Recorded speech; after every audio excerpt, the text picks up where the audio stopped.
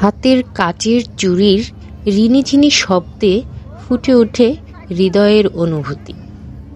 আজ চলে এলাম চুড়ির রাজ্যে। রেশমি চুড়ি আমার তো অনেক পছন্দ। শাড়ি পরলে যদি রেশমি চুড়ি নাই পরি তাহলে আমার নিজেকে যেন অসম্পূর্ণ মনে হয়। আমি ঘুরে ঘুরে দেখছিলাম রেশমি চুড়ির পাশাপাশি আরও কিছু চুড়ি উঠেছে। চুড়িগুলো বেশ ইউনিক ছিল, গ্লাস ফিট করা। তো ঘুরছিলাম এবং চুড়িগুলো দেখছিলাম, কিছু চুড়ি কিনেও নিলাম। ঘুরতে ঘুরতে অনেক রং বেরঙের বেলুন দেখতে পেলাম, খুবই সুন্দর। তারপর চলে গেলাম কিছু বেতের জিনিসের মধ্যে। সেখানে ছিল সুন্দর সুন্দর কিছু ঝুড়ি, টুপি, ডাইনিং টেবিলের জন্য ম্যাট, এই ধরনের।